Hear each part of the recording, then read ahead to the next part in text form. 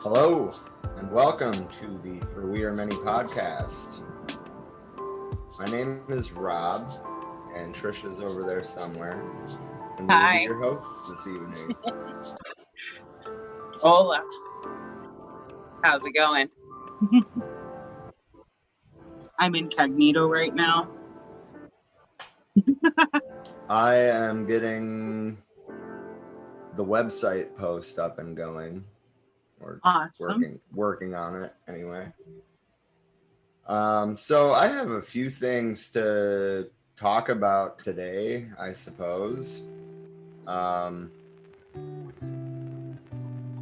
is it not showing me the live video?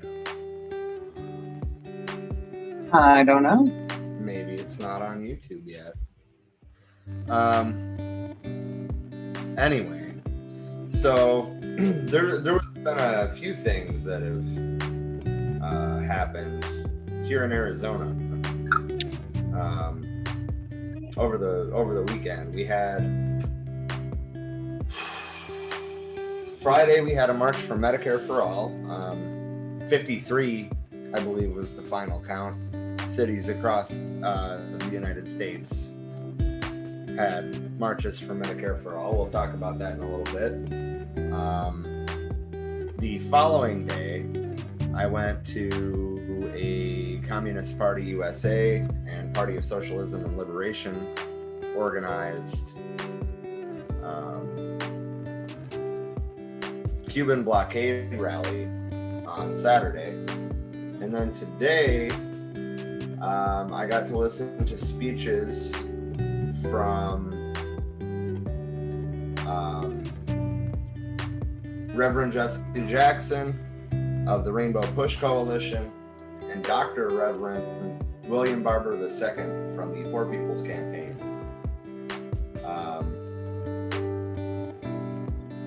So I'm going to be talking about that. We have some Marjorie Taylor Greene news. Of course, she's still spouting crazy shit. Racist shit at that, again, big surprise there. Yeah. Let's see what else we got.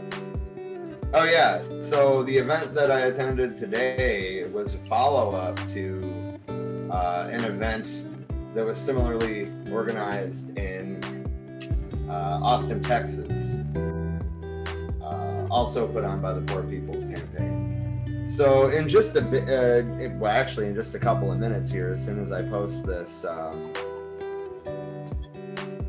link to the website and open up the Facebook stream so I can see the comments, we're going to be listening to some words being spoken by Dr.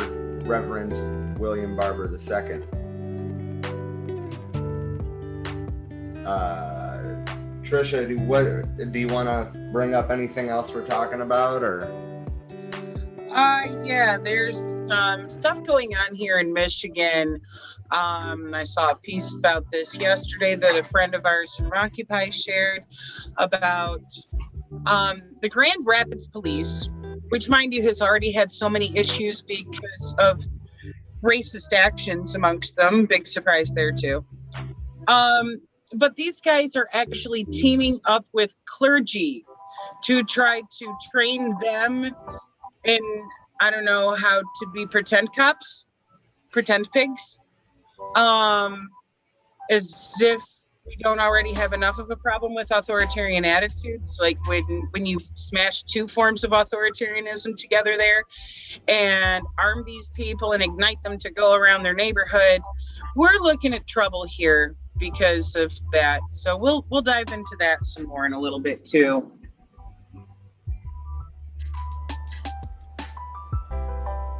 Oh yeah. All right, that is live on the website. All right, so yeah, I guess first things first. Let's take a look-see. I will acknowledge right off the bat that this video started just a little bit late. So you're kind of missing the first sentence of the statement that he's making, and I apologize for that. But there's a joke right behind it that you can't miss because it's a very valid point. Right on. Not include contraceptives for women as a protected thing if you have insurance. So the filibuster was used to block contraception for women, but they made sure they protected Viagra.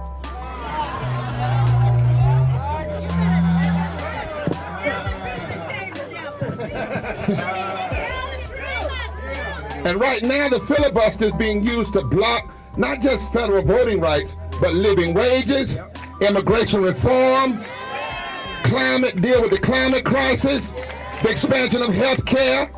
That's why, from a biblical perspective, as a clergy person, the filibuster is sin. It's not just a bad piece of political policy. No. Isaiah 10 in the Bible says, woe unto those who legislate evil and rob the poor of its right. The word tells you what a filibuster is. Filibuster. It's never been used to bring things together. It's always been used to bust things up. Matthew 23:23, Jesus said, woe unto those who do everything. They tithe, they go to, but they leave undone. Translation, they filibuster justice, love and kindness. So if we're marching today, because we are saying you will no longer use a non-constitutional thing to block our constitutional rights. But then there's a second reason we got to march. And that is why we must demand passage of the For the People Act. Say, demand passage of the For the People Act. Now let me tell you something that the politicians, some of them aren't telling you. It's a strange thing to me, Reverend Jackson, that they call the Voting Rights Act the John Lewis Act, but John Lewis wrote the For the People Act. Why didn't they call the For the People's Act the John Lewis Act? In fact, why didn't they include restoration of the Voting Rights Act in the John Lewis Act, the For the People Act? One bill. There's some trickery going on here. There's some trickery. Because when Sinema and Manchin say they'll support the Voting Rights Act, they lying because there ain't no Voting Rights Act. It hadn't even been written yet. The Voting Rights Act, the restoration, has not been written. Manchin was a co-sponsor of the For the People's Act when McConnell was leader, because he knew it would never come to the floor. Now that you can bring it to the floor, all of a sudden he and Sinema, who's newly elected, are against it. And I will guarantee you that Sinema did not run and say while she was running, if y'all elect me, I'll be against the For the People's Act. She didn't say that.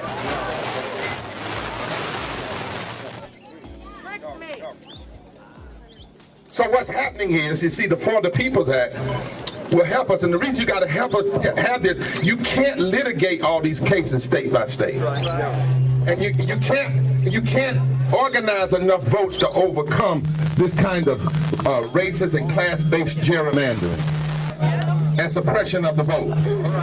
For instance, Donald Trump supposedly won Wisconsin by 20,000 votes. Turn that thing down, I'm getting some echo. 20,000 votes in 2016, but 250,000 votes were suppressed. Yeah,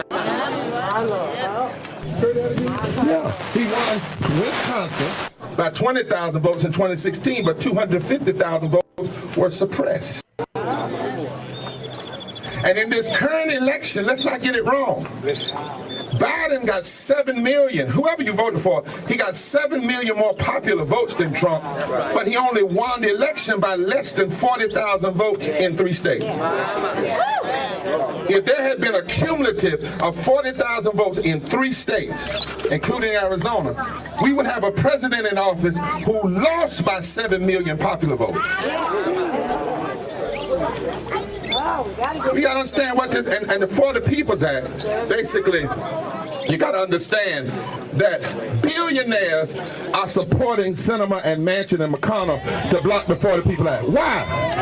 If the For the People's Act, if voting rights wasn't connected to economic justice, why is the U.S. Chamber of Commerce blocking it?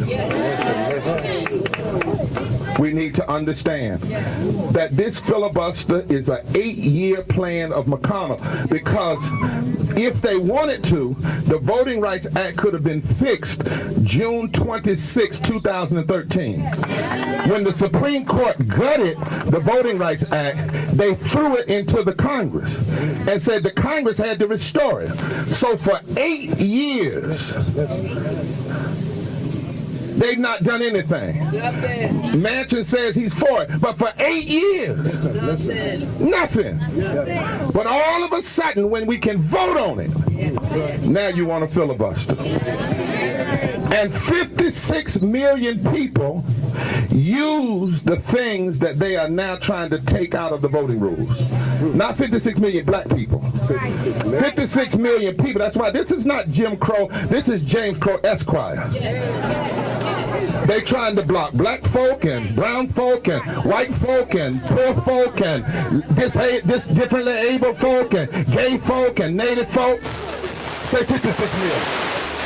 56 million people in the last election voted other than on election day. And all of these laws from Arizona to Texas to West Virginia is trying to take away. So if you pass the For the People Act, or let me say it like this. Let me tell you what your senator is standing against when she won't pass the For the People's Act and hide behind a coward filibuster. In fact, the filibuster today, this is going to sound strange, but I actually have a little teeny respect for Strom Thurmond. At least they had to stand on the floor and defend it. You know what I'm saying, Justin? They had 24 hours. He stood there till he had to have a pot to go to the urine in. But today's filibuster is a coward filibuster. All you got to do is say you don't have 60 votes. And when the senator says, I'm not going to move, this is what she's saying. Because this is what's in the bill. Modernizing voter registration. Online voter registration. Same-day registration. Automatic voter registration when you turn 18. That's what's in the bill she's blocking. Establishing early voting in all federal elections. Granting formerly incarcerated people the right to vote. Requiring states to announce polling site changes 7 days before an election. Authorizing Native American tribes to designate drop-off and pick-up locations on soil. If you're against the For the People's Act or you're hiding behind a filibuster, this is what you're blocking. Protecting voters from targeted voter roll purges. Mandating state-run independent redistricting commission. Well, I think this is about the point where it stops functioning properly for a while. Ultimately, the reason for that is we're in Arizona and it's hot as shit, and electronics don't like the heat. Damn. But no, Dr. Reverend William Barber II had a lot of good things to say today. And I just want to come right out and say it. He was the only one that had a class analysis in his speech. Right, like what he's saying there. I love to point this out. You know, I love to point this out of the difference between somebody who is a quote unquote Christian versus somebody who is Christ-like, and the things that he is pointing out are actually Christ-like. That's the only kind of voices we need to hear from the clergy. Right. That right there. And I mean, I do want to say that it was definitely a more liberal event. There was a lot of Democrats there, like obvious Democrats, you know, like vote blue no matter who stickers on their cars and shit. But Jesus. There was also, in addition to that, a really good grassroots coalition, including some more radical groups like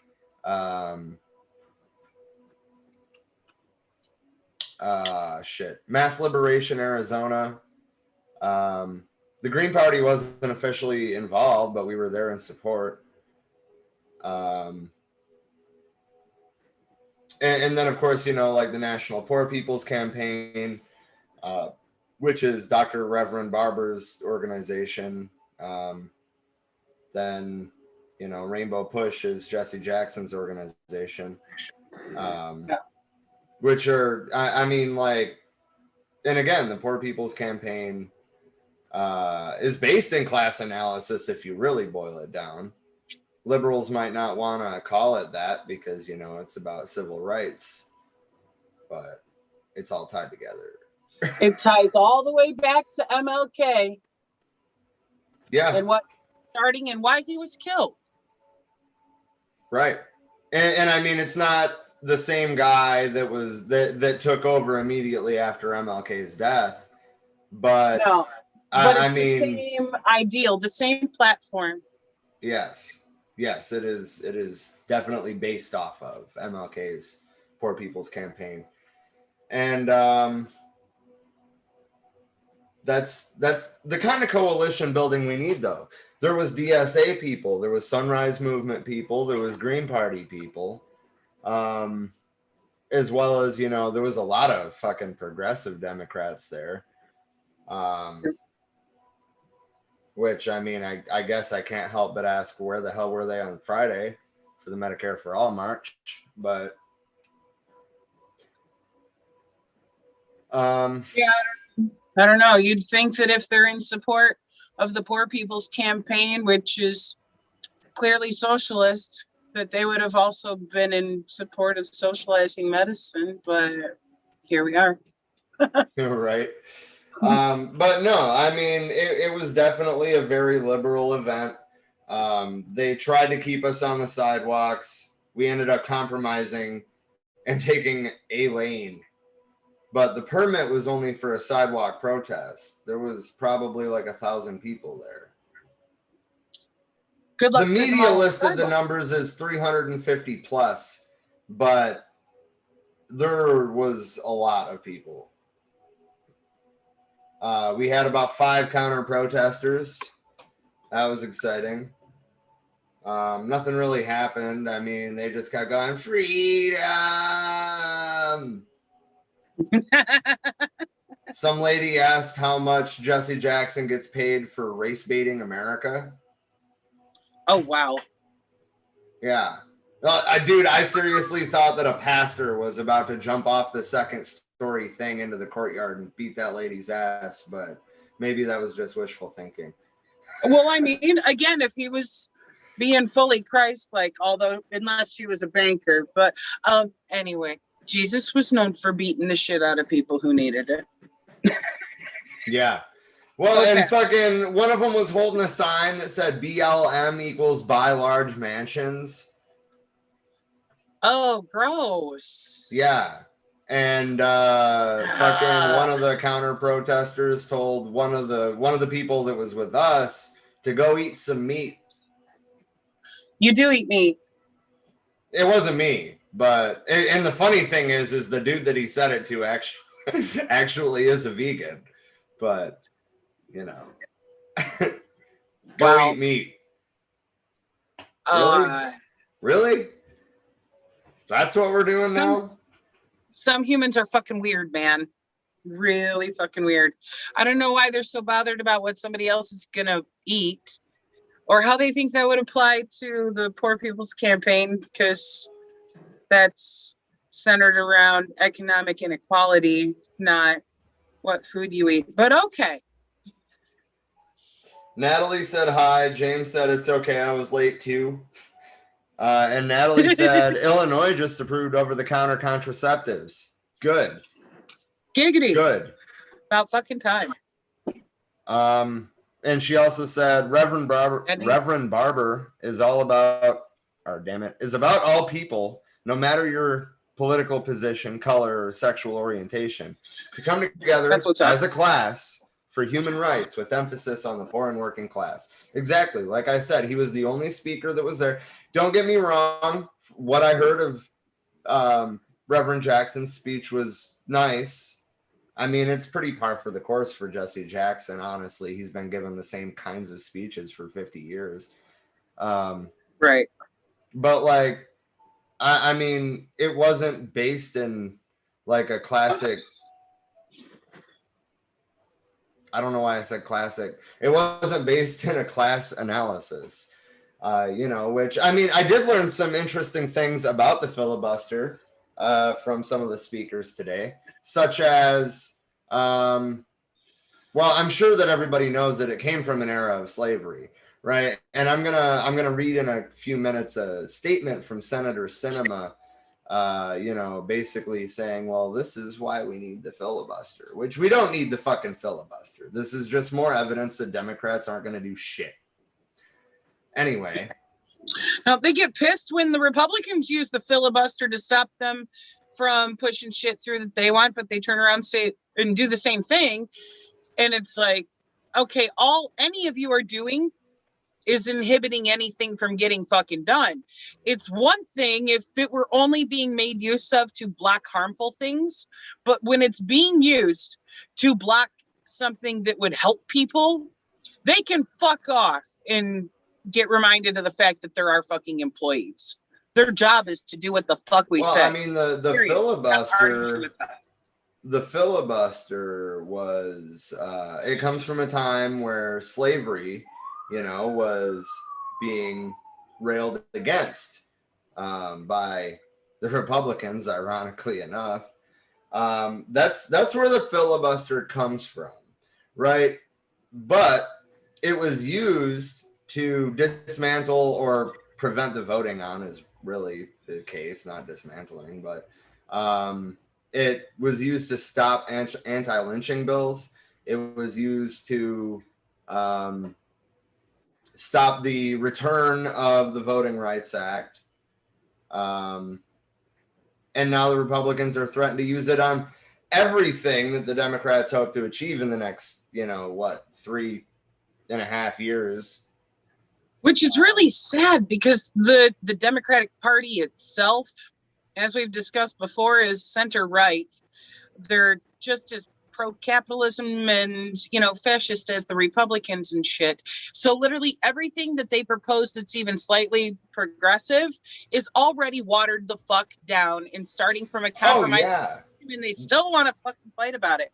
Like, and I mean, so here's my thing with the Protecting the Right to Organize Act, the PRO Act. I'm behind that, no questions asked.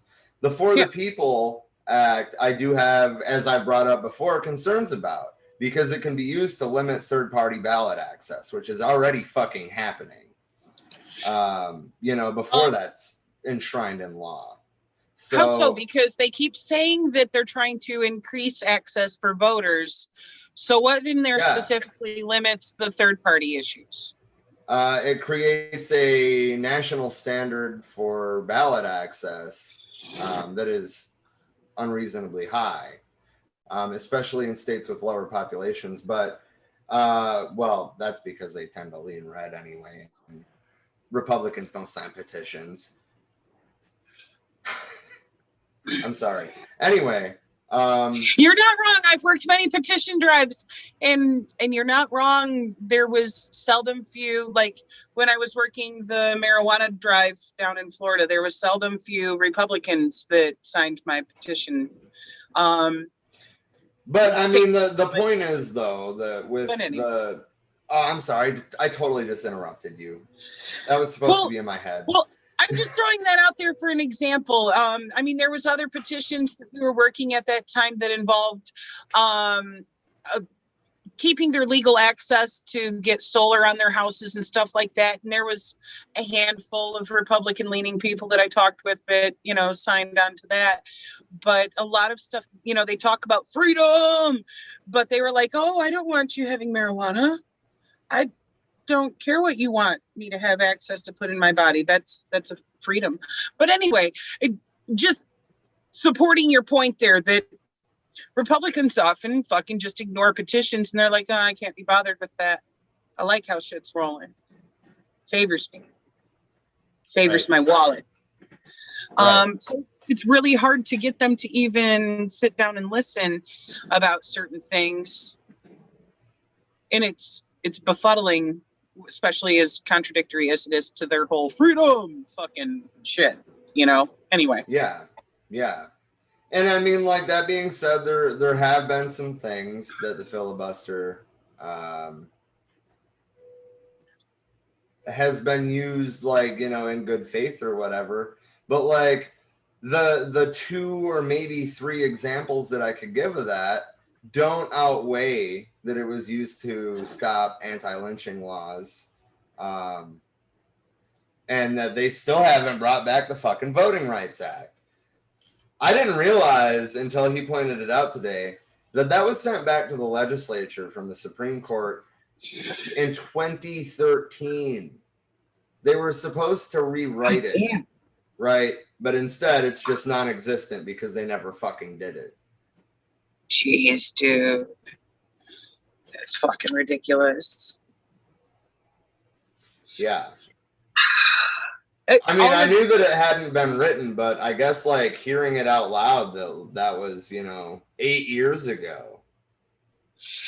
Well, it just screams that they want to inhibit voting as much as fucking possible. And this last election shows why. Now, granted, I find both Trump and Biden to be fucking shit. But the fact that they got outvoted and have screamed, you know, voter fraud this whole fucking time, simply because they can't wrap their heads around the fact that so many people who don't agree with them. Okay, so, like, in terms of that, there's been multiple people that were involved with, you know, like the audits and whatever, that got fired for saying that the evidence did not support the steal. Yeah. How dare they tell the truth and be like, no, you don't have a case here. Right. And I mean, I'm just as pro-democracy as the next guy. I might think that we have two terrible options, but I'm also not going to let the worst of the two say, hey, this election was stolen from me. No, it fucking wasn't. It all came down, as Reverend Barber pointed out, it all came down to about 40,000 votes in 3 states, and that's not okay.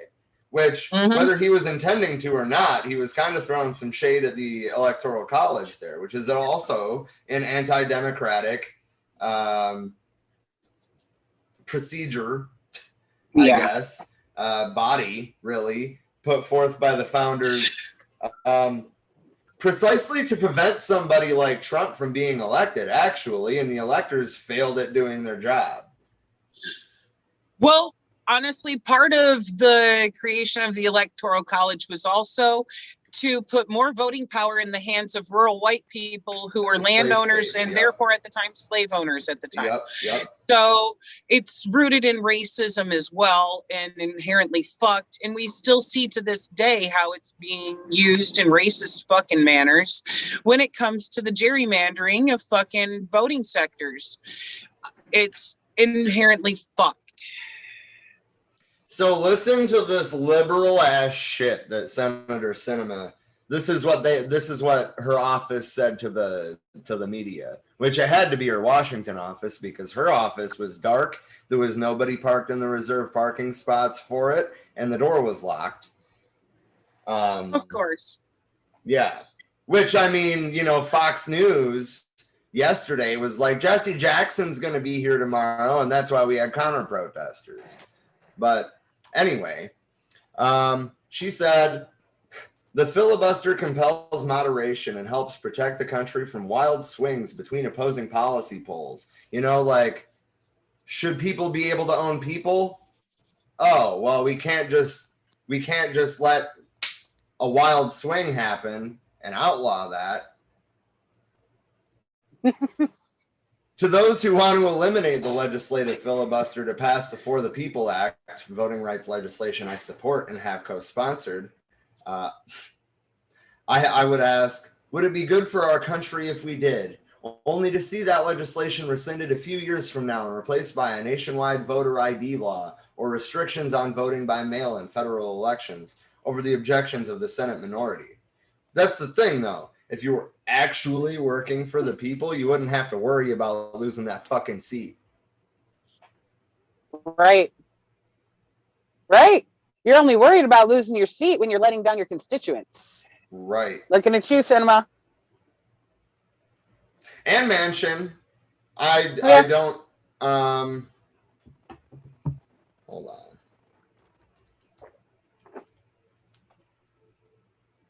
I can still hear you.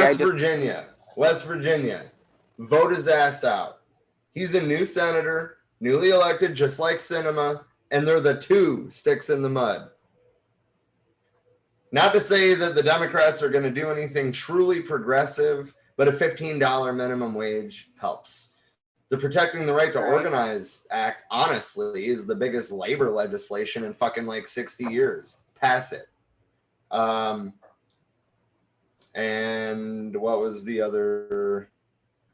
Oh yeah, the For the People Act. I mean, we can probably, like go back later on and try to like fine tune the ballot access restrictions. Like granting incarcerated people the right to vote is important.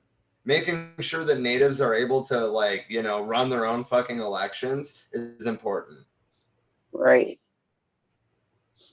Making sure that there's actually access and the voting sites aren't being fucking shut down at the last minute to prevent people in poor areas, because it's always in poorer areas, from actually getting to vote, or making them wait in fucking 8 to 10 hour long fucking lines. And now these bills they're passing where it's illegal to hand out water to people waiting to vote.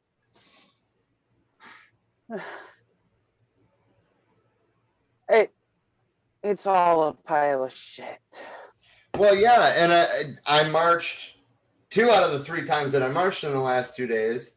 I met this man named Stan who organized with Kirsten Sinema back in her, fucking Green Party activist phase. And, well, basically, like, he's still kind of in shock at how she went from being a progressive activist to being the most conservative Democrat in the Senate. The Democrats are a right-wing party. How the fuck? Right. And I mean, to be fair, the first thing that she did after she won her election was take a fucking like month-long vacation to fucking Australia. So Must be nice. She, like had the lowest net worth of any Senate candidate when she ran. And that was something that she advertised when she was running. Right. So she got a taste of money and forgot where she came from. Not surprising how quick that happens with people whose goals and mind are like set on the wrong things. Must be nice that as soon as she was riding the people's fucking dime, she could take off to Australia for a month. Yeah. Yeah, right. Anywho's it. There was 39 people arrested. I'm just gonna like wrap up with the statistics, I guess. There was 39 people arrested, including the 2 that we've been talking about. But they weren't like arrested, like taken downtown. They were zip tied and put in police cars and cited and released. So I would view that as more of a detainment than an arrest, but whatever.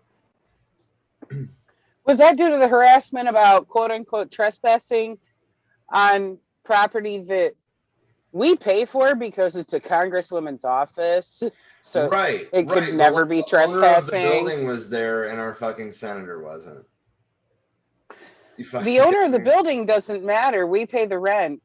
Oh, I know. But according to the Phoenix police, we were disrupting normal business because there is a unlocked building. That's not the only office in the building. Okay. There's many, actually. That's what I was gonna say. There's other businesses in there, including like an internal medicine place. But I mean, we weren't even on that side of the building, so I mean, we weren't holding that up. And I mean, like, there was some people that were like, like having to weave through the crowd to like get wherever they were going, but I don't think that we were really disrupting business, but that's what the Right. owner said.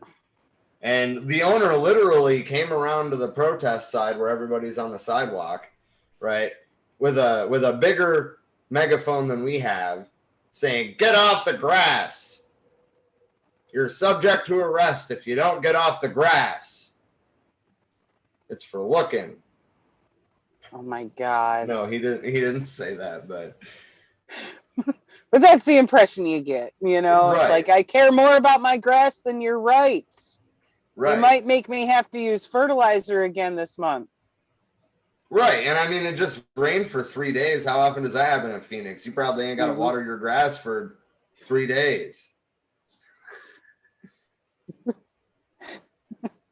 Oh my God. People be tripping about the dumbest shit. Like, fuck your grass. Right. Your grass doesn't mean shit next to the rights of the people. Absolutely. Don't like it? Don't rent office space to a fucking congressperson. Yeah. Yeah, I agree.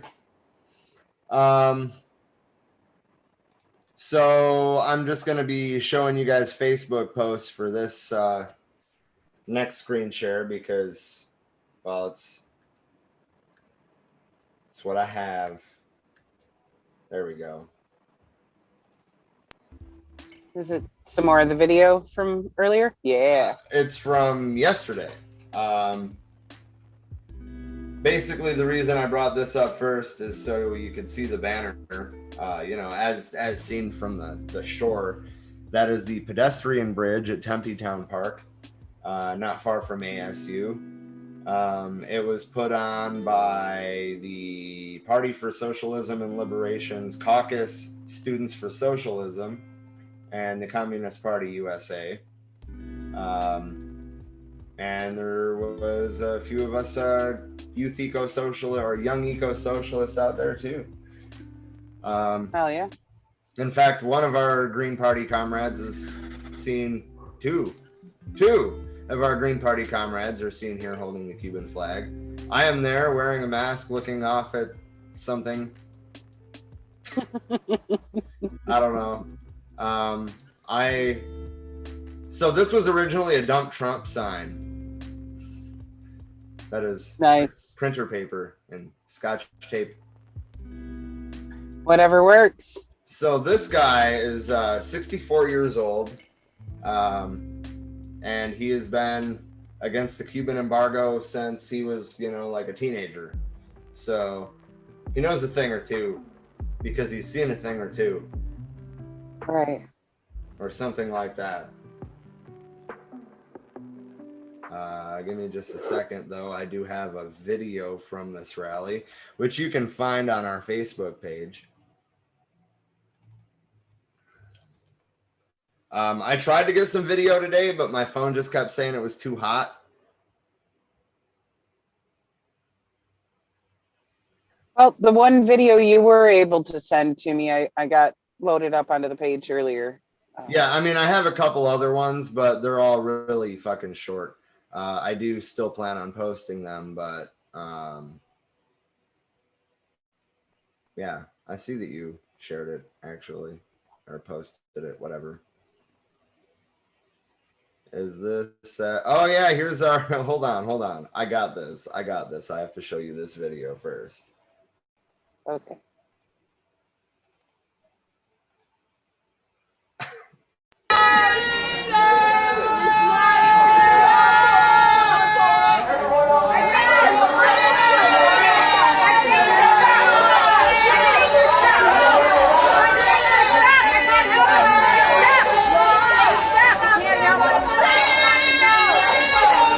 Freedom.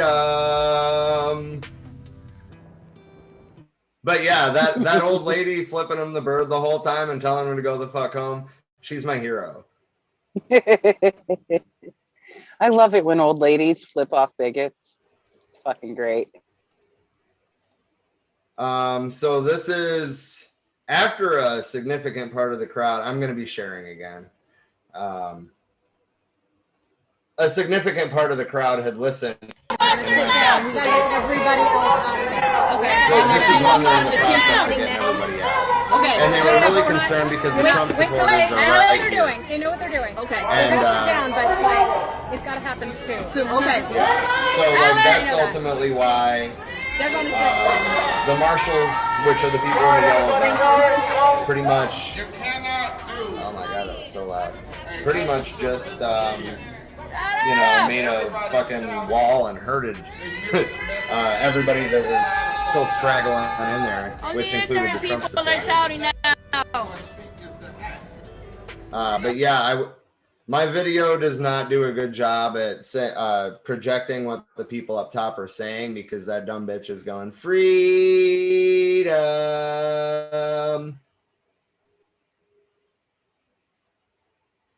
Freedom.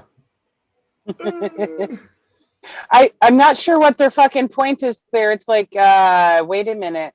The shit being pushed for here is freedom to vote, for everyone to vote. Freedom ain't just for white Republicans. But they think it is. I know. They're stupid cunts. Can't understand normal thinking. All right. So moving on to the Hands Off Cuba march. Okay. I apologize that it's not louder. There's wind.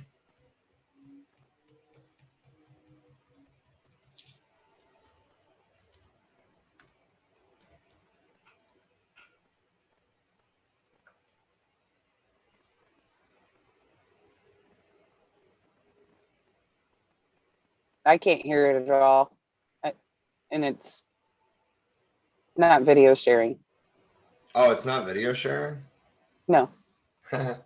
Oops. You paused your screen share, didn't you? No, actually. Vaccines, and they were racing to make their own. So they tried very, very hard to do everything. So, like, it's just been my face this whole time and you didn't say nothing? Per population, they have a lot of scientists. It was only a few seconds this whole time. They have 5 vaccines. 2 are already in use. 3 are still in trials. There's a worldwide shortage of syringes, so that's been one of the big plots to get everybody vaccinated. But they're trying to vaccinate everybody very quickly. The first year of the pandemic, there was only 300 people died in Cuba because they knew they couldn't afford the big pharma vaccines, and they were racing to make their own.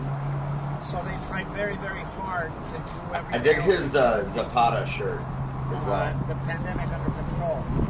Right. Because it was so well controlled compared to even wealthy countries.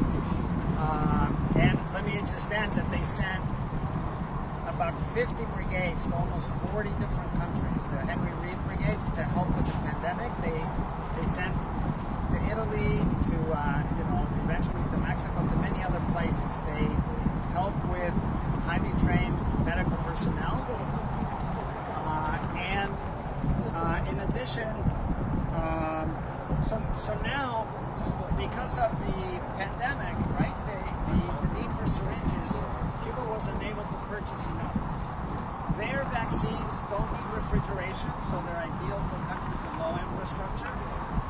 But there's 3 doses, so they're to be 92.5% effective. So that means that each person is going to need 3 syringes for the full thing. So Cuba has a population of 11 million people, a little bit more than 11 million people. So they're going to need about 30 million syringes to immunize their whole population. In addition, they also have one vaccine that is nasal spray, which is a completely new thing. U.S. scientists helped organize the drive for syringes. 2 million syringes have already arrived. I saw videos of them unpacking them. 2 million more are on their way, and we hope to be able to send 6 million syringes. I just want to interject right here to say, not only have American organizations sent a couple of million syringes to Cuba already, Mexico sent 2 whole ships full of food and medical supplies. So, do you know if that included any syringes? I don't know, but to be fair, we are going through a global syringe shortage right now, which is just a supply chain issue because normally we don't need so many at once. Right. But I mean, overall, I think that we're handling it fairly well.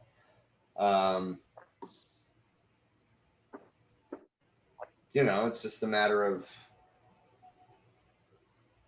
ramping up the supply to meet the demand.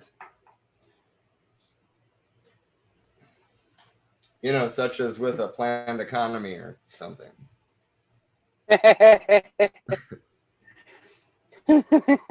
Fucking socialist policies. But yeah, we had it was 15 or 20 people there. It's kind of hard to tell because we were scattered all across the bridge. We didn't want to like block the bridge because it's a pretty busy pedestrian bridge. So we were all pretty spread out, but all in all, there was probably about 15 or 20 of us there. And then like 10 of us went and got coffee. And that was fantastic. You know, just like a bunch of communists sitting in a public space talking about communist shit. What? Gotta love that. Yeah. So the next thing I'm going to talk about is the March for Medicare for All. I hope at least some of the people listening did make it to their local march. But I noticed on Friday, which was the day all this happened, that Nina Turner and AOC were running a campaign fundraiser for the midterms instead of marching on one of the things that they both claim to support. I mean, you know, Nina can say, hey, hello somebody all day, but hello, we need Medicare for all. Anyway, my point is, I don't want to throw too much shade at them because I understand a lot of people, you know, still like the squad and everything, but not one of them promoted for it. Not one of them. Not one of them mentioned it on their social medias. Nothing. Cori Bush did show up at her local march, you know, just to express solidarity, so on and so forth. Kind of looked a little bit photo op-ish. But the point is at least she showed up. She was the only one. Right. And where was she on Twitter? Plugging fucking Nina Turner's fundraising event. Well, I mean, she could have done that and plugged this too. Exactly. Nothing's stopping her from making more than one tweet in a fucking day.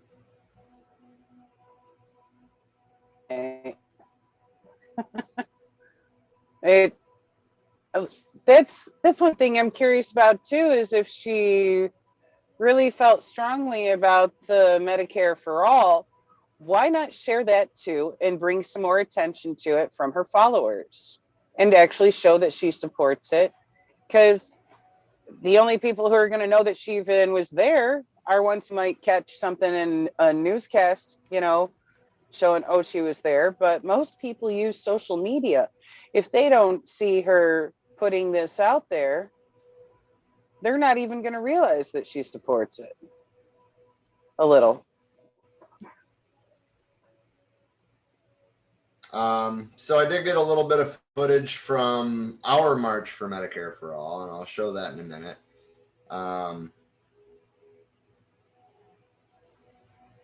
Let me think. Yeah. Then after, yeah. Okay, that's where I'll start.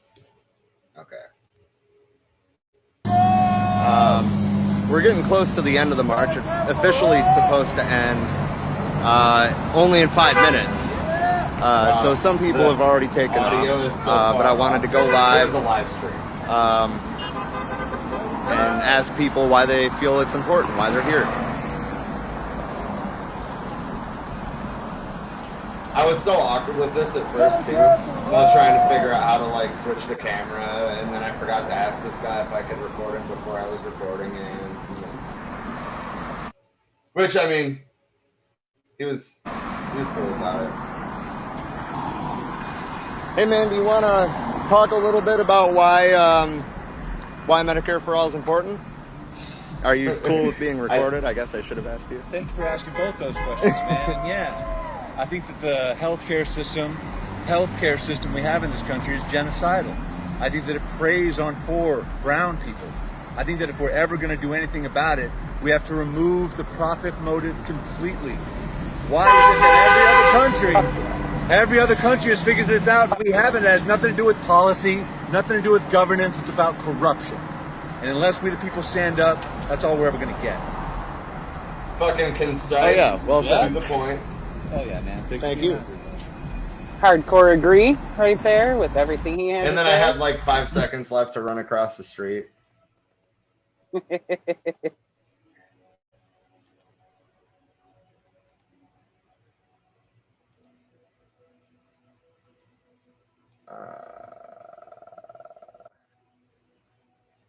Moving on to the next one. You know, America, a lot of American citizens are in debt, a lot of debt. Like 20% was a recent statistic that came out, are in deep, deep medical debt. You know, and that's unjust. People shouldn't make money off of people's medical issues. That's why I support Medicare for all. Well said. Well said. Some of the chants that have been going. That's all I'm gonna play of that. If you want to see more, it is available on our Facebook.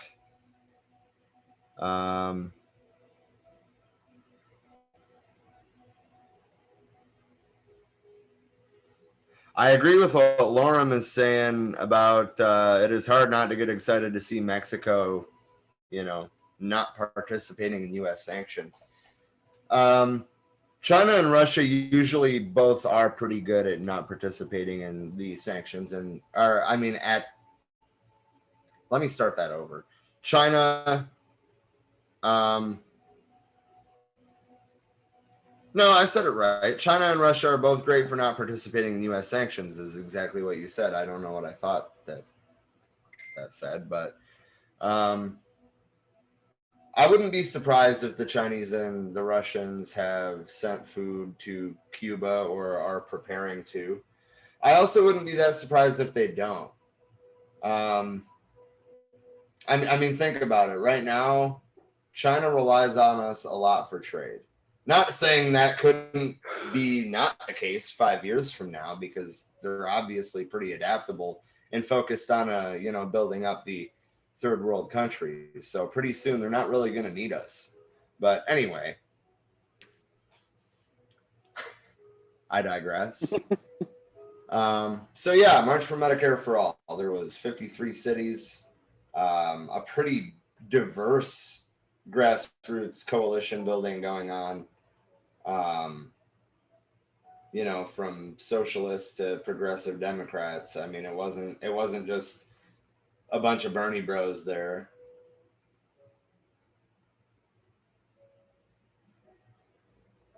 Right on. That's one of those things that at least seeing so many people from various aspects of the left out there does help, you know? Right. Oh, man. Do you want to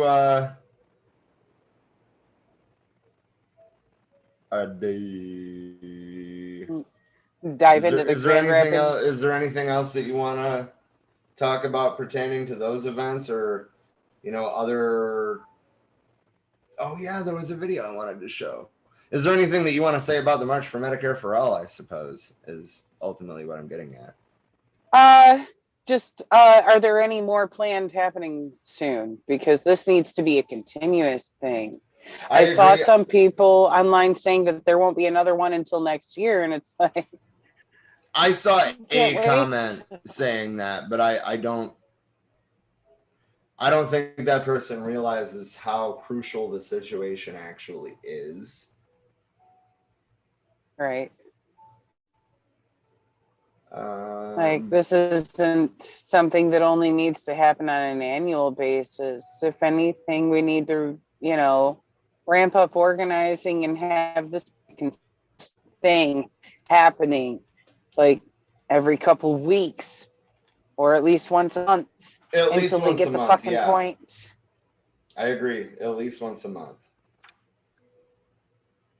It's necessary. It's beyond time. I don't know who Jackson Hinkle is, but actually I'm going to not share this yet, and I'm going to like go through and find the spot that I'm looking for. Where Jimmy Dore was talking? Yeah. I mean, his thing was short. And I mean, I understand why people are critical of Jimmy Dore, or they're, you know, I feel like a lot of progressives don't like him because he called out AOC for not forcing the vote on Medicare for all. But that's kind of why I have a little bit of respect for him, actually. Right. That's the thing. We can't sit here and play games about, oh, like they were saying, you know, oh, she's the closest we have to, you know, some real support in there. Well, no, if she is not actually doing the things that she said she was going to do when she was campaigning, and that was her whole fucking platform. No, hold her feet to the fire just like anybody else's. The only reason we have so many incumbents that are still not doing fuck all that they promised their constituents is because of people letting it slide when they don't keep their word. Stop letting it fucking slide. She's not above criticism. She's not above being held accountable for her words versus her actions not fucking lining up. Right. She's not special. She is just another fucking employee of the public at this point. And if she's not doing what the public demands of her and why they voted her in, then she needs to be called the fuck out. So I give Jimmy a fucking ovation, a sitting one, because I'm not getting the fuck up right now, but an ovation nevertheless. Jimmy Dore! Jimmy! I love you, Jimmy! Hey, where's CNN? Where the fuck is CNN? Nice t-shirt, Jimmy!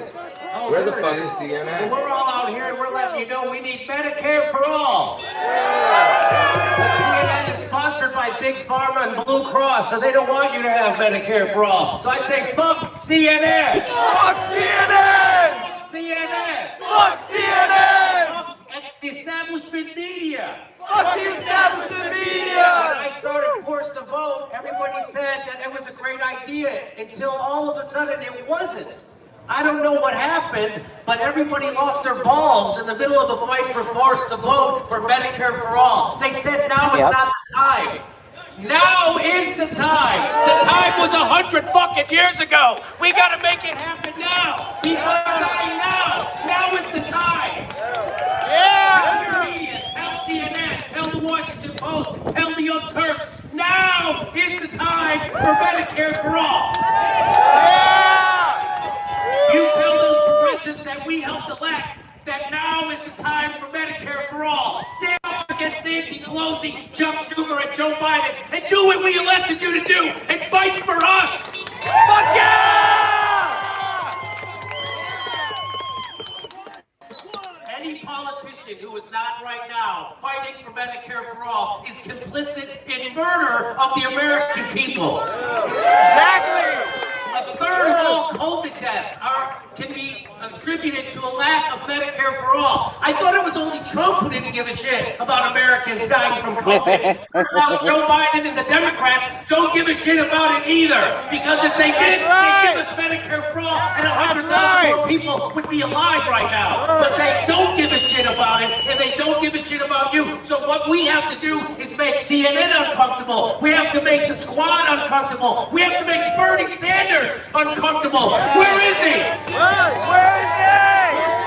Hey Bernie, where's your movement? Where is your movement, Bernie? I'll tell you where it is. It's in the streets of America. It's right here. It's fighting for Medicare for all. While you're taking fucking orders from Joe Biden. Fuck Bernie when he went from. Where are you, Bernie? Your movement's right here. Get out here. Where are you, AOC? The movement is in the street. Where are you? Are you taking another picture with Mama Bear for Vanity Fair? Are you guys out shopping for refrigerators? Right now, Joe Biden, instead of giving us health care, is bombing the poorest people on earth in Africa. That guy loves money so much you think it was a little girl's hair. Oh my God. Medicare for all, Medicare now, no more waiting, put pressure on politicians, make them scared of you, make them scared to death of you. Fuck the politicians, let's go to their houses. Let's go! Fuck the politicians, let's go to their houses. Yeah. So yeah, I felt like you and our viewership would appreciate that. Fuck yes. Fuck yes. I detect no lies. He ain't wrong. And I mean, honestly, like after hearing that, I'm just like, all right, you know, like I wasn't totally sold on Jimmy Dore before, but he's fucking right. Where the fuck is Bernie Sanders? Where the fuck is AOC? Right. Where the fuck is Nina Turner? She ain't even elected yet, and she's already turned her back on the movement. It's fucking ridiculous. Utterly fucking ridiculous. Do they not realize that all the steam that they've had behind every fucking one of their campaigns has been because of them doing lip service with these words, talking about Medicare for all? So literally, yeah, where the fuck are they now? Dude, in like the 20, was it 2020 or 2021? If it's 2021, obviously it would have been year to date, but like there was a list of the top 5 people receiving money from Big Pharma, and Bernie's fucking name was on it. You know, like the man that hasn't fucking taken Big Pharma money in years, all of a sudden, and now all of a sudden he's taking a shit ton of it. Right, and now all of a sudden he's not talking about fucking Medicare for all anymore. It's not a fucking coincidence. This is what happens. How they managed to buy him off? I don't know, man. Honestly, like I thought. I'm not gonna. Hey, what the fuck do they have on him that after decades of calling for Medicare for all, he changes his tune or stops playing it altogether? The fuck they got on him?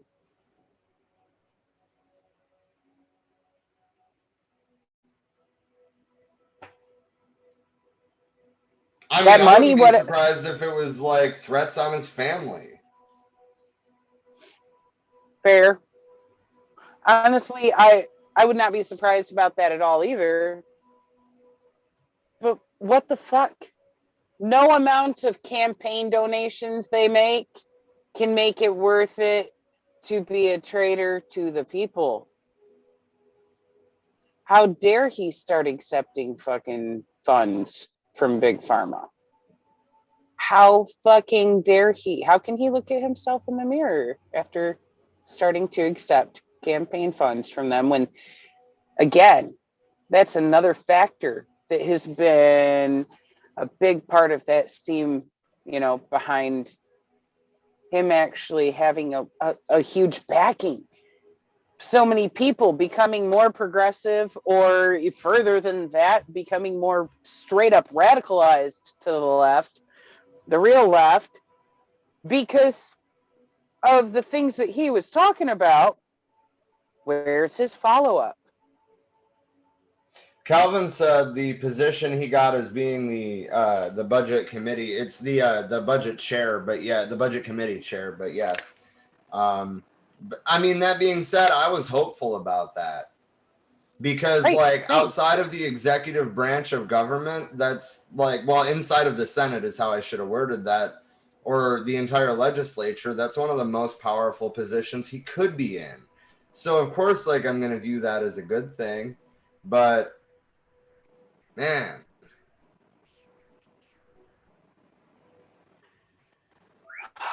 I thought that him getting that seat was actually a reason to have some fucking hope for him to actually have the opportunity to enact some change when he's in charge of the fucking budget. But what the hell, man? getting that seat is not a reason to start taking the fucking the money from big pharma. At least not a good reason, not in my opinion. I mean, it might be his cause or factor in there, but to me, that's not a good enough reason.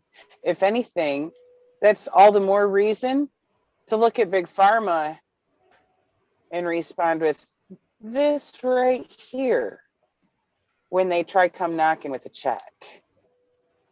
Like, fuck you, you can't buy my sway over the budget, you pieces of shit. Well, right. And I mean, like, I think that well, we all know that he had to sign a contract with the Democrats to run in 2020, and there's no way that he didn't know he was being a sheepdog. I mean, maybe he just thought that, there was no way they could screw him over again, but they proved in court that they can screw him over however they want. Right, however many times they want. And I mean, I fell for it too. I'm not trying to throw shade on anybody here. I supported Bernie last year. Right. But I mean, assuming, well, I shouldn't assume anything. He probably won't run in 2024, but if he does, he ain't getting my fucking vote or my donation dollars. Not this time. No, fuck no. Right. It's a waste of time when we see what the DNC does with him every fucking time. At least his prior stance was too big of a fucking threat to the establishment because he was going up against their profiteering off of healthcare, just for one example. If they feel like they've gotten him in the fold, then maybe they might support him, but that would be for the wrong reasons. And, like, say he was to get their support and actually get the nomination next time, if that's the influence they have over him now, it would only be another fucking establishment candidate, not the fucking radical that we all thought we knew. Well, definitely I mean, like, look at how he initially told the DNC that he wouldn't give up his email lists. And then all of a sudden, one day I started getting all sorts of fucking Biden shit and Mark Kelly shit and Cinema shit because they're all fucking Democrats. Gee, I wonder where they got my email from. Right. Looking at you, Bernie. I've gotten a lot of that shit too. And I email him back like, fuck you, I'm not a Democrat. I get him texting me too, asking me to come support this, that, or the other. And I'm like, where the fuck did you get my number? Because dude, I am not a fucking Democrat. Oh my God, Mark Kelly asks me for money like every fucking day. Like, why doesn't he go like stand on a street corner and beg like a civilized human being? I don't know, but I mean, you could do like I did and hit the block button. No. Well, that's the thing. It goes from a different fucking number, like every other time. Oh, because they got people using either fake Google numbers to text people or using their own cell phones to text people. Well, I mean, there's an app that, God damn it, what was it called? We used it in the Bernie campaign, but like, fucking, it sends out like, mass texts. And then if you respond to it, then you're actually talking to a real person. But like the initial message is automated. But yeah, that was pretty cool. Text banking for Bernie was pretty cool. But we need to do things like that for the Green Party, for the Communist Party, for the party, the party for socialism and liberation. I mean, we need to bring the left together. Yeah, the actual left that's going to remain left, not be paid to fucking swing right. Right. Is there anything in current events that you particularly want to talk about? Just that issue with the police. I'm sorry, you totally cut out in that. What? Here. The stuff about the Grand Rapids police.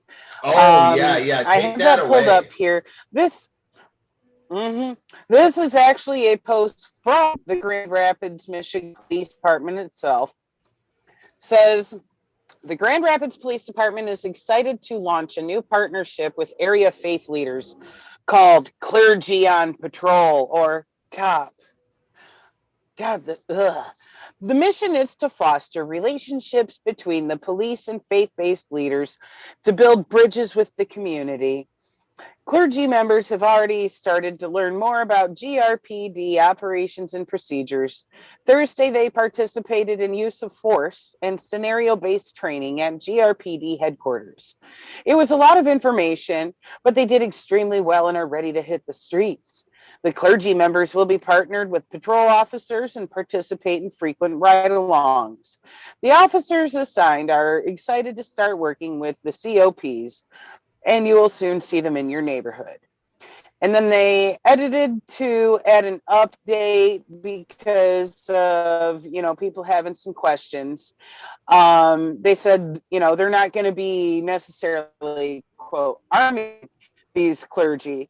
They're training them in the use of tasers. That's great. That's facetiousness, by the way.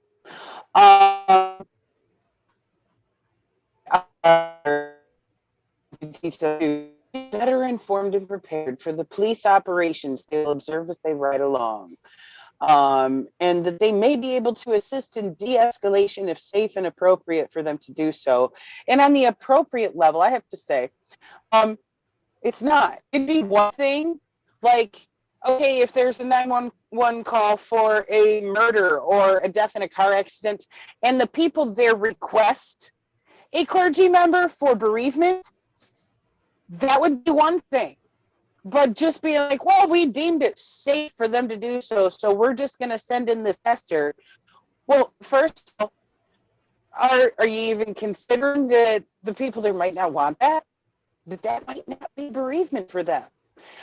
Personally, as an atheist, if I was having an issue, like if I got into a car,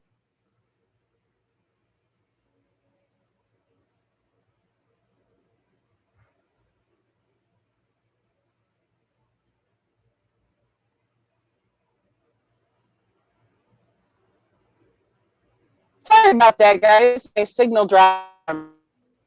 But my point there was, like they're going after basically Christian clergy when there's people of all kinds of other religions or not religious at all who might not be down with that. So I'd like to know, when are they going to start actually dealing with people who are in the Muslim community and having their clergy hop on? When are they going to, deal with clergy in the Satanist church or any other church? When are they going to bring Buddhists in? Oh, wait, they're not even thinking that far out.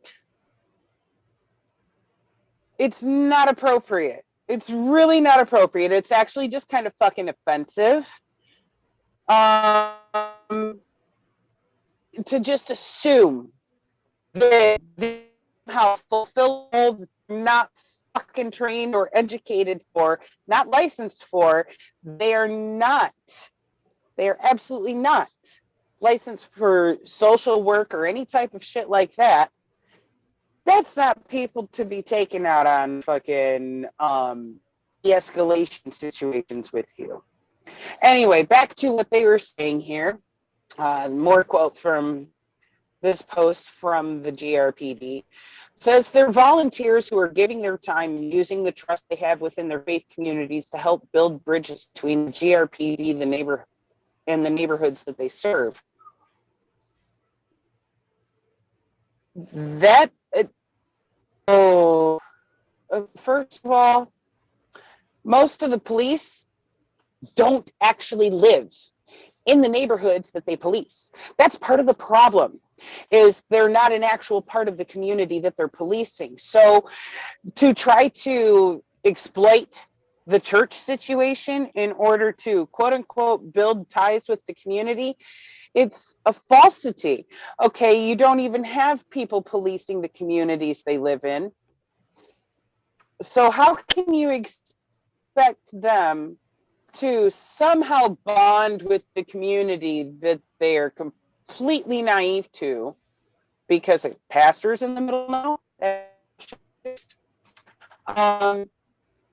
Their update here, it says the participants come from a variety of communities, areas of the city, genders, and races.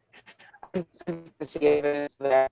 It says this is not a new program, it's a restart of a program the GRP has had in its past. There are successful variations across the country we look at in the redevelopment. Again, show me evidence. Where is that? I would love to see where anything like this has actually helped improve things. I've seen other cities do stuff like bringing on social workers, bringing on mental health care workers, etc. In order, Rob, you stopped my video and it won't let me turn it back on. Oh, really? Well, I stopped it because it was cutting out your audio. I was trying to, you know, make sure that we could hear you. Okay. Okay, gotcha. All right. No worries. But anywho, I've seen cities that have actually taken proactive actions when it comes to defunding the police and putting those funds into mental health care, having social workers, etc., things that are available for situations. Because not every 911 call needs a fucking cop. Sometimes they need a mental health care worker. Sometimes they need a social worker. Sometimes they need other resources. You know, for fuck's sake, if you're having a heart attack and call 911, you don't get a cop, you get a fucking paramedic. So that type of shit is appropriate. I would just love to know exactly how they expect clergy to be a de-escalating force in anything. How exactly is this supposedly helping? I would love to see the proof of this success that they're claiming. Yeah. The last part of their update on here was saying working with local clergy is only one area GRPD is using to create relationships, listen to, and promote better outcomes within the community we serve. Motherfuckers, since when do you listen to us? If you did, you wouldn't still be killing innocent people in the fucking street constantly. You know, and it does say here, we are working with mental health professionals, youth organizations, neighborhood associations, and other community-based groups. Okay, cool. I'm just still at a loss for why they felt that, you know, the church was a good place to start with doing this. I love how, you know, it's like, okay, so we asked for more money for social workers, education, affordable housing, and instead we got helicopters and religious leaders learning use of force. Get the fuck out of here. So what are these clergy there for? Are they going to give police involved shooting victims their last rites? Like, what exactly purpose are they serving here? Oh, we want to build bridges, so we're handing over use of force training to a more spiritually bigoted sister of ours, the church. Yeah, well, I mean, like, if these clergy people really see themselves as leaders in the community, then they would be out in the streets doing direct actions like the clergy people that I saw speak today, rather than, you know, helping the cops. Right. It really concerns me because the situations we've already seen, like with this group in Flint that calls themselves the concerned pastors, all those motherfuckers were concerned about was lining their fucking pocket with funds from these types of programs and exploiting it. They're not actually helping shit except helping themselves buy more expensive fucking houses. That's why the people of Flint, we call them the unconcerned pastors, because they were never fucking concerned with our well-being. They were concerned with how to get more money out of the community that's already wasting their time, giving them 10% of their fucking gross income tax-free. I would love to know how they can justify this. I've not seen any proof of involvement of clergy actually helping any situation except helping the clergy fucking buy a bigger house with a larger pool. How the fuck do they think it's going to work 2 hours away? It ain't worked here. Right. It's Utterly I mean, fucking infuriating. it's just exactly.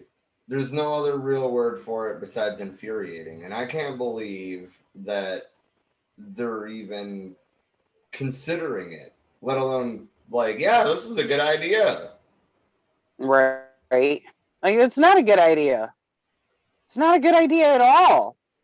You know, that's one thing. Like, even on our friend's post that, you know, she put out, there's so many people going, wait a minute, no, like, unless force is part of the faith, that is not how you build relations with any congregation. You know, there's too many people getting coerced, like, into confessions and worse, because they didn't know how to handle a process they hadn't been subjected to before, and police are not obligated to be honest with people they question. So if police are teaching pastors and reverends combat skills, teach the whole congregation, so the next time a Dylan Hunt shows up, they'll spot and stop him, her, or they, before they take one step towards a church or anyone in it. Why aren't you training the community? Why are you training the pastors? Train the community. Start teaching self-defense classes that are free to the community without them having to prove to you that they can't fucking afford to pay for goddamn personal training with somebody for some self-defense. You know, shit like this. Anybody who's watched The Handmaid's Tale, you're going to know exactly what I'm referring to here. That this shit right here of basically trying to make religious fucking police. This is how Gilead started in The Handmaid's Tale. Look what happened there. It turned into militarized clergy and subjugation of women. And that story speaks volumes to where we are right fucking now, because the things that we see happening when it comes to our police, when it comes to our legislation, it's all going in that fucking direction if we allow the fucking fascists to continue this shit. This is ridiculous. You know, the Grand Rapids Police Department has already been problematic as fuck. That there's probably going to be a DOJ investigation into it, because a couple of months ago they hired the former Kalamazoo police chief, who was listed as, oh, she retired, but she was actually fucking fired last year after her piss poor handling of protests as their chief of staff. You know, like this entire fucking department just keeps making worse and worse decisions. And lastly, the separation of church and state is fucking important as hell.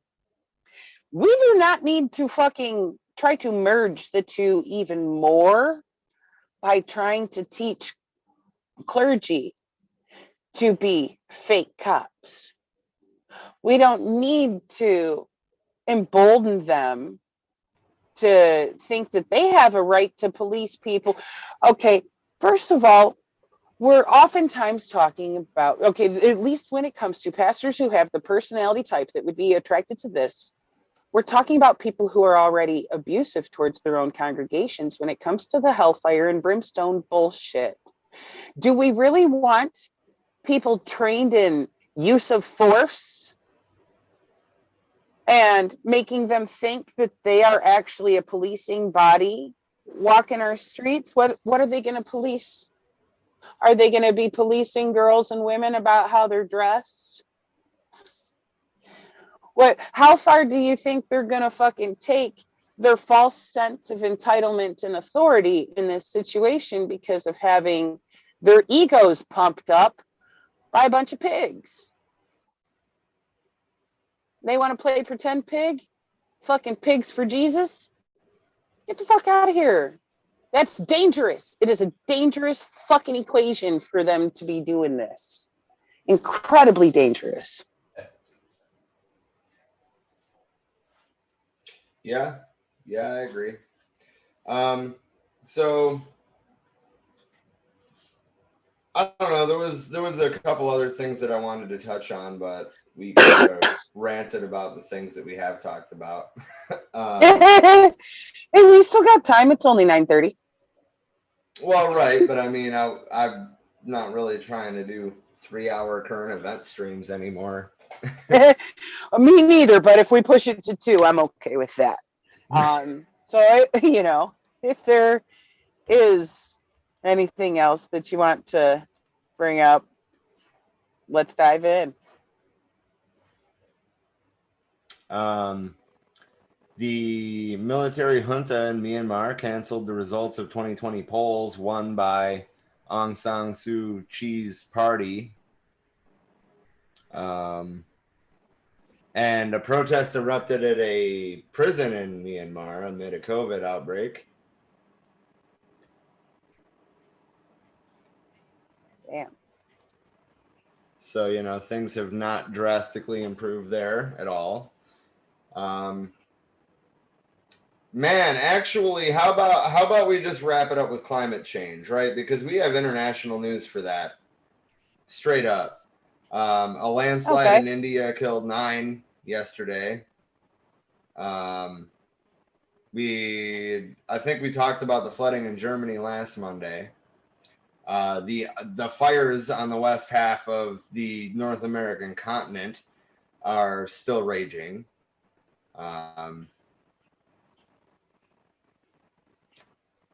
You know, there was another thing. Somebody brought it up in the comments. There was another thing that happened today. James, what was it, if you're still here?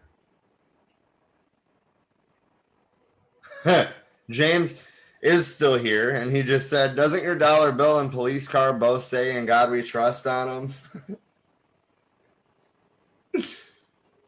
them? They shouldn't, though. That was only put in place in the 50s as a fucked up response to Red Scare propaganda and the quote unquote godless communism. And, you know, it was never supposed to be on there. It was also never supposed to, you know, have any reference in like the Pledge of Allegiance. The one nation under God shit also added at the same time. Well, it wasn't one nation under God that they added. It was under God. Yeah. It was one nation. It used to just indivisible. say one nation, indivisible. Yes. Yeah. So James reminded me that what he brought up was a sandstorm in Utah. And I don't know a better way to do this than screen sharing. So look at this this crash. Apparently, a dust storm led to multiple crashes involving at least 22 vehicles, according to authorities. And the Utah Highway Patrol said 8 people died, including some children, and at least 10 more were hospitalized following Sunday's incident. Holy fuck.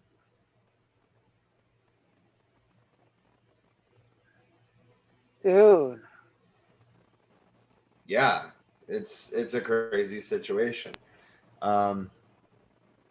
So apparently there's a couple reasons for it.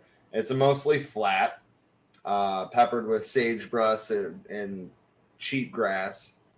So it's already vulnerable to whip dust events, you know, dust devils.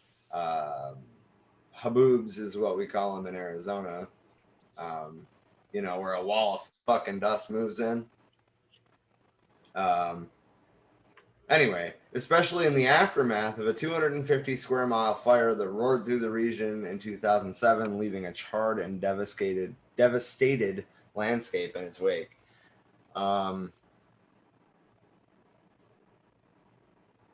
Wow. 2 people died as a result of the smoke from the fire, which had stopped at an I-15 closure.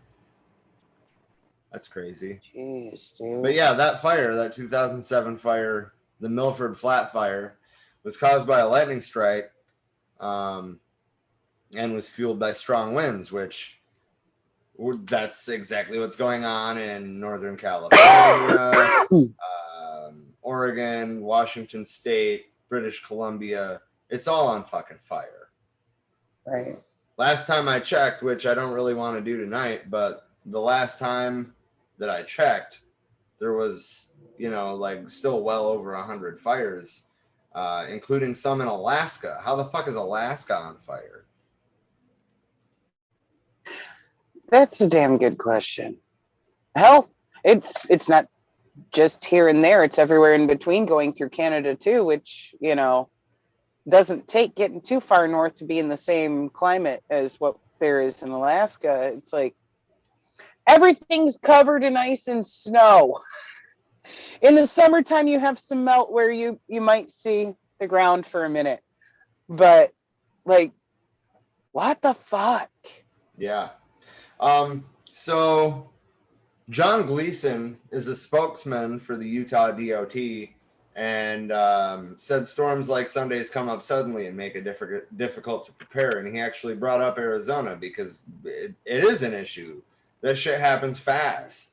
Like, I was in a dust storm down in a little town called Maricopa. What was it, 2 weeks ago, and a dust storm moved in.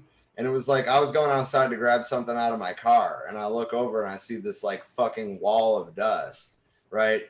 And I mean, I got back into the apartment in time. Like, I wasn't caught in it or anything, but like it was like literally like a minute after I saw it that it was there. Right. Shit moves in fast. Yeah. You don't have much warning to get the fuck out of there before you get a super exfoliation and inability to see. Or breathe. You ever breathed in sand? Sadly, yes, once as a child. It's not great. It's not great. It's Anyway, not. Gleason said Arizona, which deals with frequent monster dust storms called a haboob, as I was just talking about, urges drivers to refrain from driving into a dust storm because of how quickly it can turn so intense. The state's Department of Transportation has a campaign called Pull Aside, Stay Alive that offers dust storm safety driving tips, which basically the safety driving tips are literally that. If you get caught in a dust storm, fucking turn on your flashers and pull the fuck over. Yep. Just get the fuck off the road. You're not going to be able to see. Right. So yeah, basically it's before visibility becomes completely impaired. Actually, that's right. They say to turn off the vehicle's lights, which I don't really get. But motorists try to navigate in a heavy dust storm by following the taillights ahead of them. So if you pull over with your lights still on, then, they might. That's what the flashers are for. Anyway. Either way, the point is get the fuck off the road. No matter where you live. Obviously, Utah is fairly new to this, at least for like that level of dust storm. But just don't. Just don't. I don't care if you think that it's not that bad. It will get that bad. Just don't. Pull the fuck over. Get off the road. Right. Not worth the risk. When you lose all visibility, you have no business continuing down the road. James said we had smoke from Canada here in West Virginia a few days ago. Yeah, and I saw that, and it's disheartening. And we really need to focus on a Green New Deal or on a grand scale instituting eco-socialism. Capitalism caused this crisis. It's not going to fix it.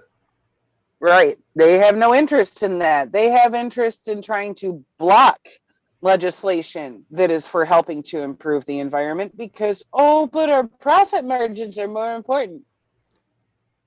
How dare you ask us to cut emissions in a quick enough manner? That'll hurt our profit margins because we'll have to redesign stuff. We can't catch up with where China's already been for the last decade or two and whatnot. We can't do that for another 30 or 40 years because profit margins. Shut the fuck up. That's all they fucking care about is monetary exploitation. And it's like, dude, do you not give a fuck if there's a planet left so long as you die with a fuckload of money you can't take with you? Dumbass.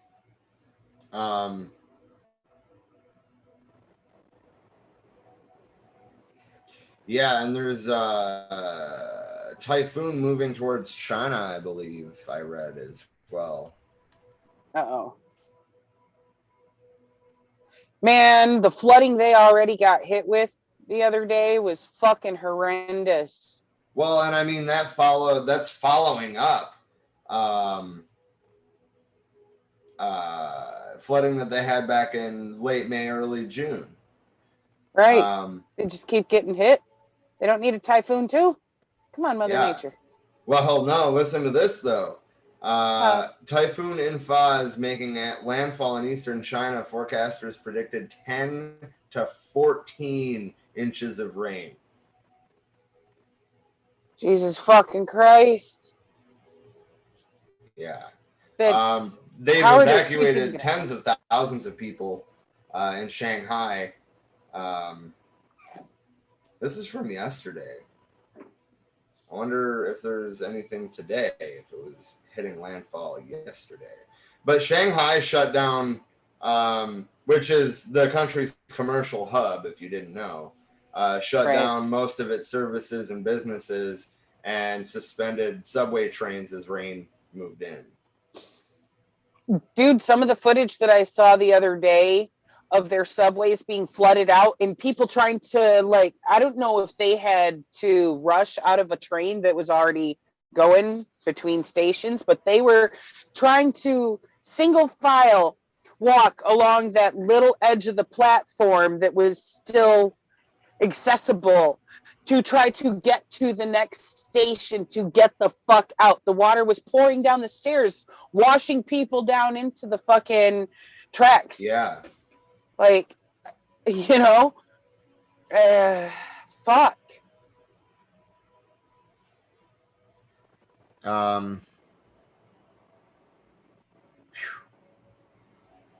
Okay, so In-fa hit is China is still reeling from flooding that killed at least 58 people in central China after record rain hit the major city of Zhengzhou on Tuesday. Was that after the last current event stream? Did we not already talk about that? No, that was after the last one. That was oh my Tuesday. God. Okay, so yeah. Oh, fuck. Direct economic losses were estimated at 13.9 billion yuan, about 2 billion US dollars. It added that more than 3,800 houses collapsed across the province and 920,000 people were evacuated. Holy shit.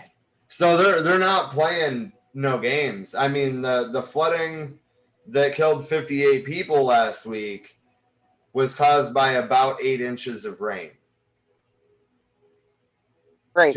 200 millimeters. And now they're talking almost even more than that. Yeah. Like, holy. This is horrendous. Fuck, dude. So yeah, they just had $2 billion worth of damage, 58 lives lost, 3,800 collapsed houses, 920,000 people evacuated.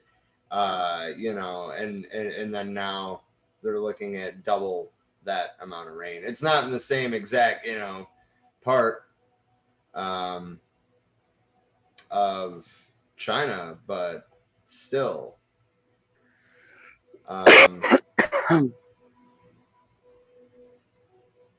Ow. Mm. And they're still looking for survivors from the last flooding. China has shut down their ports and canceled flights. That was 2 days ago over the typhoon. So, like, they saw that flood and they were just like, oh, hey, maybe we should take this thing fucking real seriously. You think? Only it is going to have there's no way that it's not going to have issues on our supply chains, right? As much stuff as we get from China, that's all going to be impacted, especially with Shanghai having to shut down. Yeah. Well, I'm glad, honestly, that they valued human lives over profit. Right. Right. They're like, this is more important than our business center, you know? Like, Everybody who's been ordering shit on Wish, just be patient. I mean, also your shit from Walmart or Amazon's all made in China too. Right. I'm just making bad jokes. I know. I just had to point that out. Yeah. Well, I'm not reading what the New York Post has to say about it.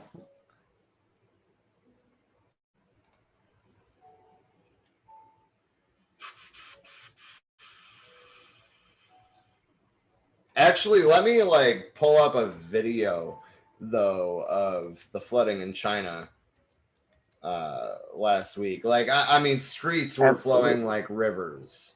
It was absolutely crazy.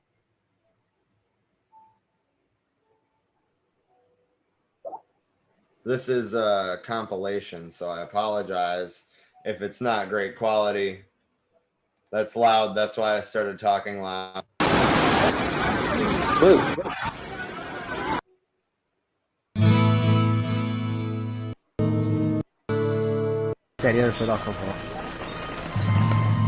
Now, this is part of what I saw the other day. That's a staircase. Yep, that's what I was talking about. The staircase going down into the subway. Fucking insane.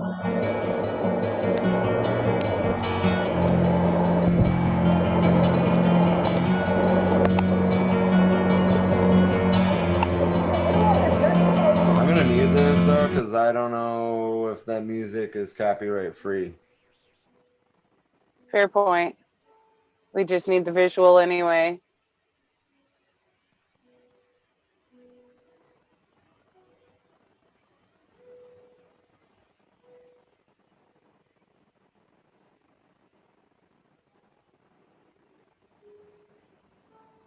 It's crazy. Yeah. 12 people killed in the metro alone. More than 500 were rescued though. Right. But like, look at that. That was a video from inside the metro car. Right. Like, look how fast that water is rushing. Like, that's a hell of a fucking current to get caught in. You know? Holy fuck.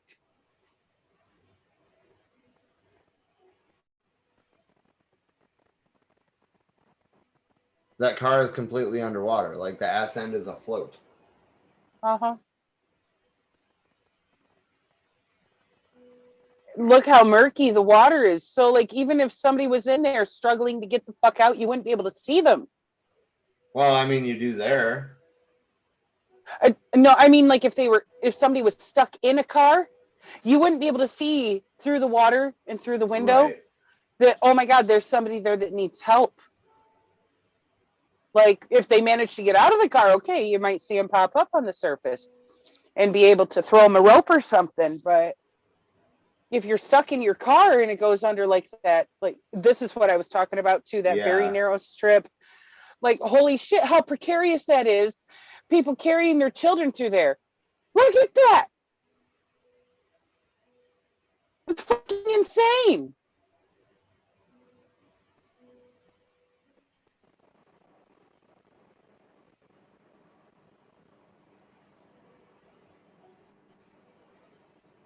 Oh my God. Right, point after point, all through the city. Just look at how fucking deep that is that the cars are turning sideways. Man, somebody hopped out their hatchback from the looks of that one. Right.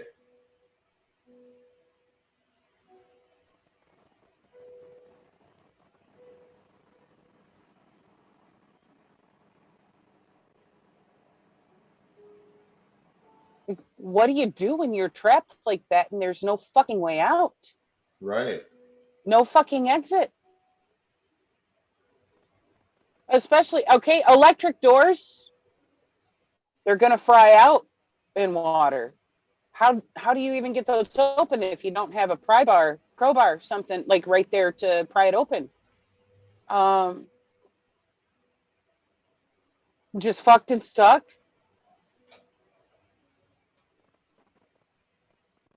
Natalie said that it's traumatizing to watch, those poor people.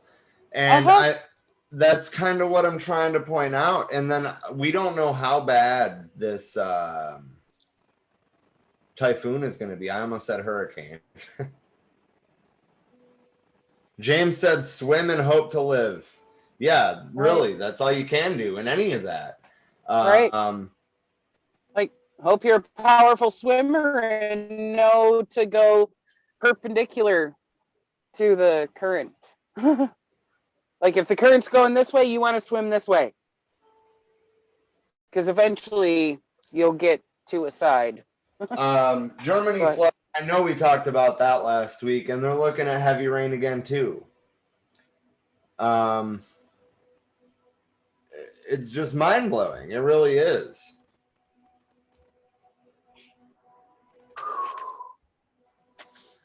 Ow. Oh my God. Excuse me. Pinched nerve. Being an asshole today. On that note, I'm going to mute my mic for a second, take a couple dabs, so I'm not coughing y'all's ear off. Well, I mean, I'm probably just going to do this little climate change section and wrap it up anyway. But so this is, I found some video on YouTube, same source, actually. This is a typhoon compilation. Once again, I'm leaving the music or the sound off because obviously they had music, and that looks like a hell of a lot more than like 60 mile an hour winds or whatever they were saying.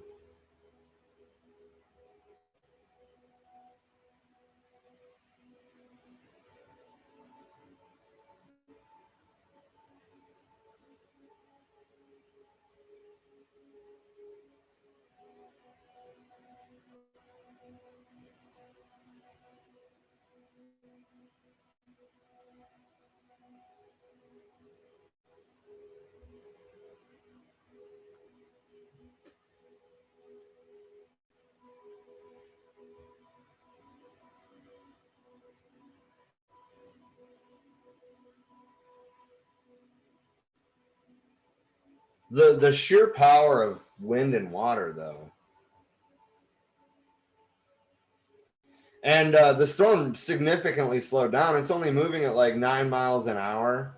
So that means that it's going to be dumping rain very, very heavily on wherever it hits.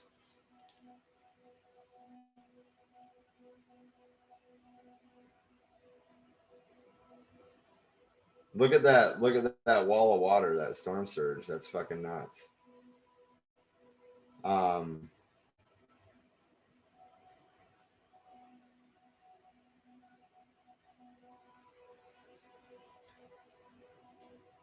Let's skip around this a little bit, try to find more. Let's see what the harbor looks like.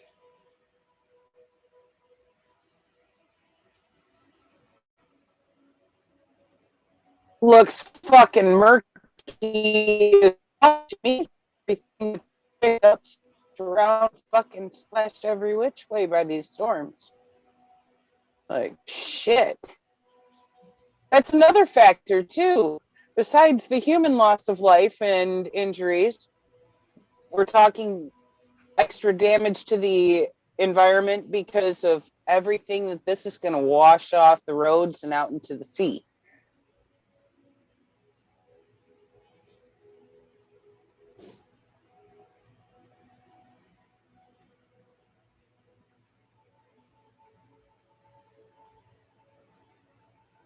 That's crazy.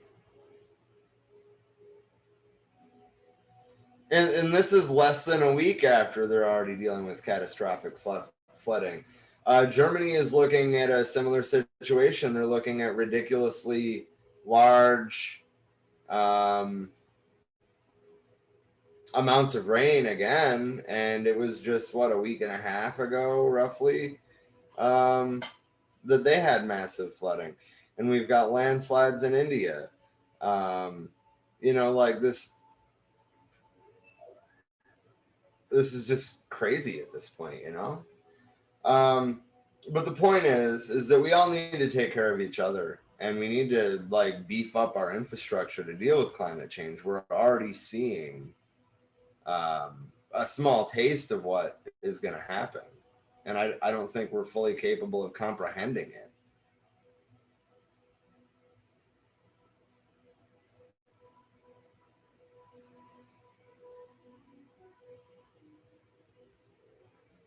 But anyway, if you want to join us tomorrow, we will be reading the Communist Manifesto, Part 2. Well, damn it. Wednesday, we will be doing a piece on Emma Goldman. And Thursday, we will be doing Part 11 of Bobby Seale's book, Seize the Time. Yes, indeed. To keep up to date, you know, follow us on social media, Facebook, Twitter. Join the Facebook group if you haven't already. For wearemany.org. If you like what we're doing, you can either help us out and support us that way, or donate to our Patreon, which is patreon.com/forwearemany.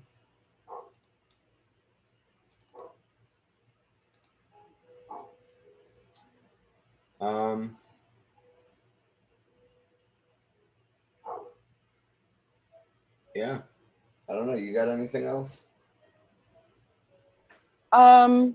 Just to elaborate on what you were just saying, the software that we were looking into the other day, as far as expanding our service with Restream, as well as being able to expand the WordPress so that we can actually host the podcast from our page too and not have video limits and stuff like that. We're looking at needing, what was it, $50 a month for that version of WordPress, if I remember right? And no, that was for Restream. Restream? Yeah, it would basically double the price of our current Restream plan. Okay. And do you recall how much extra that was for being able to expand the website? I don't remember. I'd have to look. Okay. Well, I don't recall the precise numbers right now, but right now, that's our goal, to be able to expand those things. Right now, we do have a few people who are Patreons, and thank you. Thank you for that. We appreciate that greatly.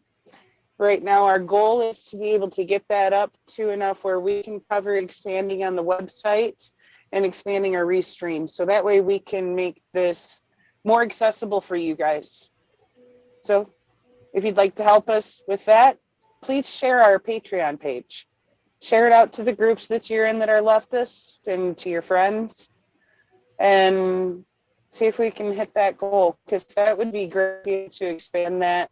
You know, there's been quite a few times that our live streams have been just pulled by Facebook because they were like, oh, you played 32 seconds of some copywritten content, and make us argue with them for a week before they release the shit. Well, whereas if we're sometimes it's hosting like directly, an excerpt from a speech that was sampled in a song, and they'll try to flag us for that. Oh, hell no. Right. And it's like, no, these things are free access. You know, we have gotten a lot better about that, of making sure that, you know, everything that we're using is free access. But let's keep us with that. So if we're able to expand that where we can have more hosting capability on our own webpage. We might have to start releasing like Patreon only content to try to like boost those numbers. Ultimately, I don't want to have to do it. I mean, we'll still release the pieces. It'll just be later, you know, like, but I mean, we might have to start doing some Patreon exclusives just to get some money in. Right, of sneak previews of stuff and whatnot.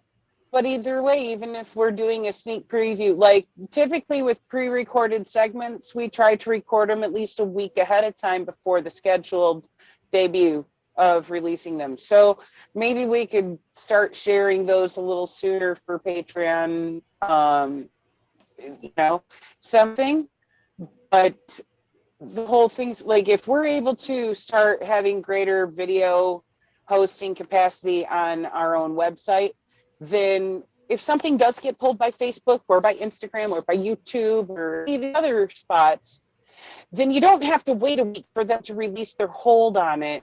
You can just come to our website and come watch it. You know, it's one of those that'll just help make things a lot more accessible and a lot smoother. So if we could get there, that would be epic. Yeah. See you guys tomorrow for chapter 2. The Communist Manifesto. Proletarians and Communists. Yes, indeed. I'm loving this book. And it's so much easier to read even than Capital. Oh, well, yeah, I would hope so. Capital's like fucking 3 Bibles thick and shit. I mean, just the writing of it, you know. Well, yeah, this was intended to be basically a pamphlet. This was intended to be accessible. Yeah. And it's not as dry as Capital. There, you know, reading Capital, there was a lot in there that I would have to pause for a second, give my brain a relax moment or something up. And when I haven't had those issues with this, there's an easier to it. I guess I should say that way. Yeah. Better flow. I dig it. It's very easily understandable and followable. All right. Anyway, I hope you guys have a great night. Natalie said Capital. I am definitely not ready for that.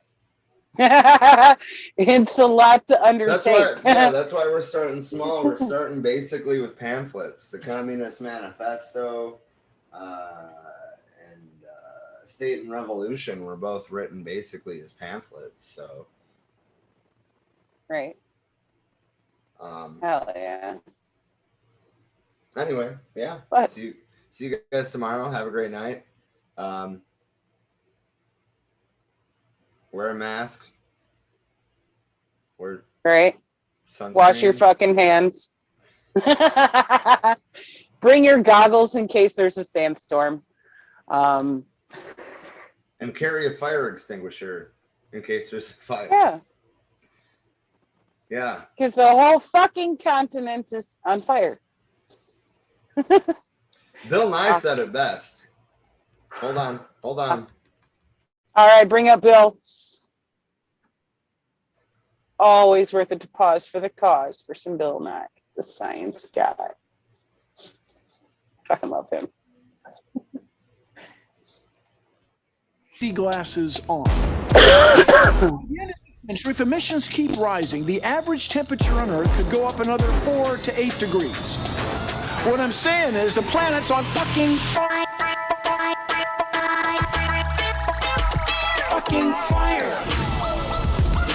This is an actual crisis. Fire, floods, crop failures. The planet's on fucking fire. Motherfuckers. Fire, floods, crop failures. The planet's on fucking fire. Things. Oh my God. When we release carbon, say by burning coal, all of us pay for that in the form of things like fires. Safety glasses off, motherfuckers. Grow the fuck up. We can do this. Do this. Drop this.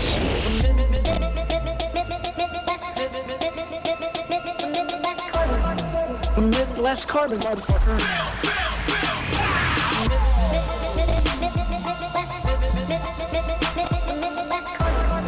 Emit less carbon, motherfuckers.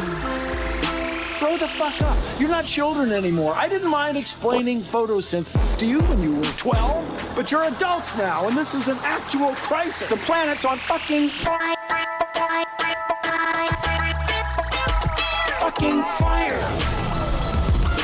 This is an actual crisis. Fire. The planet's on fucking fire. Right.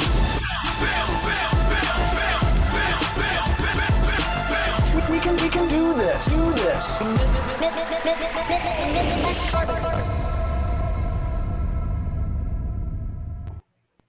Yeah.